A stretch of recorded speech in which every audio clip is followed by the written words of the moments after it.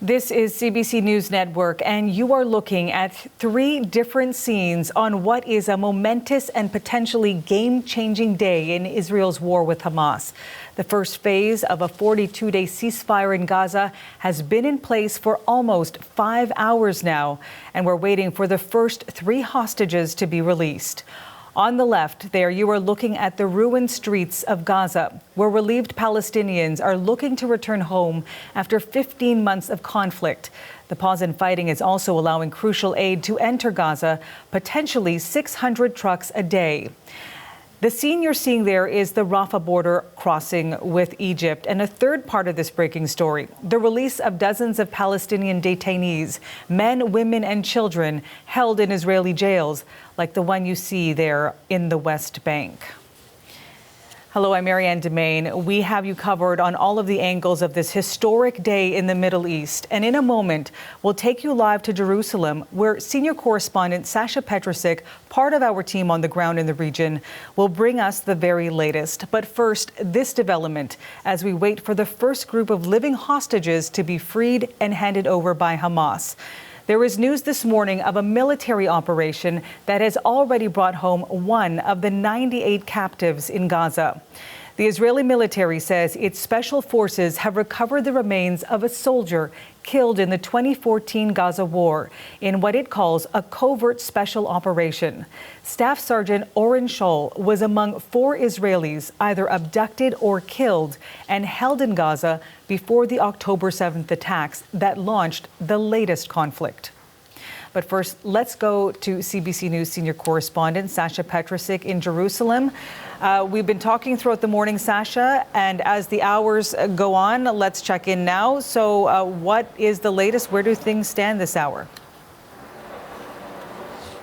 Well, Marianne, this is supposed to be the hour when these 3 female hostages are released. 4 o'clock local time is when they're supposed to be handed over to the International Red Cross. Now, on Israeli TV for the past few minutes, I've been watching shots of the Red Cross vehicles making their way through a part of Gaza on their way to pick up the hostages. We were told earlier that they were being taken from wherever it was that Hamas had kept them and were being prepared to be handed over to the Red Cross. Once that happens, they will be handed over to the Israeli military, and then we will watch as the military decides where they need to be taken, probably to one of 3 hospitals. We're told one that's just east of Jerusalem is most likely, but it all is very unpredictable and, of course, fragile. As we saw this morning, that there was a 3-hour delay, almost 3-hour delay in implementing and getting the ceasefire going. You're right, it's supposed to last for 42 days, but this first day has a lot of people trying to figure out how to communicate with each other between Hamas and Israel and a whole bunch of other questions. In Gaza itself, of course, things are changing very quickly. We have seen scenes that we haven't seen in a very long time, which is Hamas fighters armed and in uniform going through the streets of Gaza in the open. We have seen many people making their way on foot from the south of Gaza to the north to try to figure out what's happened to their houses, in some cases to try to find people who have been missing, presumed dead, but we don't know and they don't know for quite a very long time. This is we have a clip of one of the people who has in fact made his way from the south to the north and just sort of trying to take in this bewildering scene that used to be his home. هي صدمة هاي جينا اليوم بعد 9 شهور لقينا البيت مقصوف ناس. هذا بيوي 14 عيلة. هذا بيوي 14 عيلة. هذا فيه كانوا 7 طوابق فوق بعض، ما كانش فيه ولا حاجة. كنا نيجي ونروح ما كانش فيه، كان كويس. كنا معلمينه من شجرة هنا كانت شجرة تصور عليه. أخذ الدار هذا ودار إخوانه. الحين 14 عيلة مشردين. وحسبنا الله ونعم الوكيل. إيش بدي أقول؟ So incredible scenes, with the kind of movement and the kind of freedom that people are feeling, or at least safety to some extent, that they have not felt in a very long time because of the Israeli air raids, because of being caught in the crossfire between Hamas and Israel inside Gaza itself. Inside Gaza, we know the humanitarian aid has started to enter Gaza. That will come with its own challenges because the terrain there, security, very different right now to get that much needed aid into them. But let's go back to this hostage exchange, because it is, of course, involving prisoners, Palestinian prisoners who are being held in Israeli jails. How is that exchange expected to play out? Right. So we have two sides of this because it's an exchange. The Israelis are here in Israel watching very, very closely. This whole event for the past 15 months has been very much a national trauma. And so everybody is watching for these three female hostages to be released in Gaza as we speak. The three of them are, we have the names of them. Romi Gonen, she's 24 years old. She was kidnapped as she was trying to escape from a music festival in southern Israel on October 7th, 2023. Quite a few of those who were kidnapped or killed were at this music festival. Lots of young people there. And the Hamas militants arrived early in the morning and started shooting. So she was taken in, and in fact, the parents, the relatives don't really know what shape she is in. In fact, until very recently, until the names were announced, they didn't really know whether she was alive or dead. Emily Damari, 28 years old, she was kidnapped from a kibbutz down in the south. There was some information about her at some point during the last 15 months, but again, very little about what shape she's in today. And Doron Steinbrecher, 31 years old, she was also taken from one of these kibbutzes, veterinary nurse, and again, her story is very similar to many of the other of those who were kidnapped. Now, as you say, there is an exchange here. So in exchange for the release of those three, today we are seeing what is supposed to be 90 Palestinian prisoners in Israeli jails. That's 30 for each of the Israeli hostages who are being released. They are being prepared as we speak. We have information about that.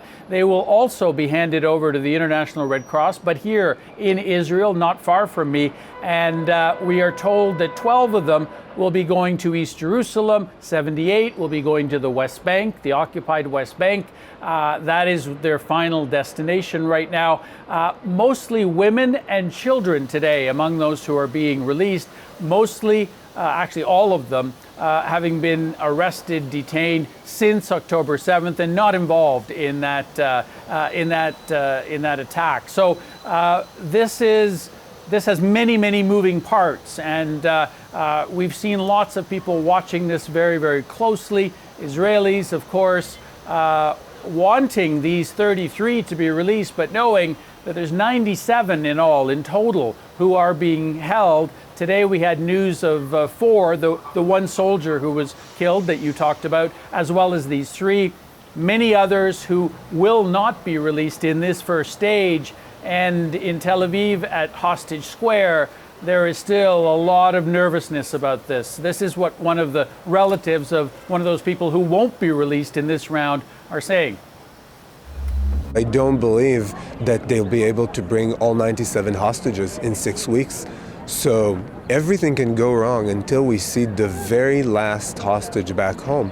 So absolutely, there's a lot of tension. And among us, the families who are not supposed to see their loved ones within this first list of 33, there's a lot of uncertainty.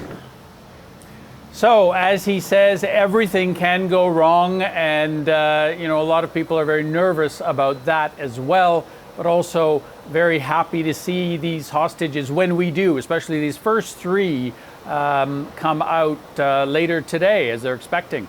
And we are looking, as you're speaking, Sasha, at Hostage Square in Tel Aviv. You see the flags, you see the yellow balloons, as many awaiting word on what is going on, the latest on their expected return. But going back to the uncertainty here, we know that Israel's Prime Minister Benjamin Netanyahu has already warned that this truce could be temporary if negotiations for the second phase don't go according to plan. And I know that you've mentioned throughout the morning that those negotiations for phase 2 are expected to play out during what is now phase 1. So what does that tell us about how fragile this is right now?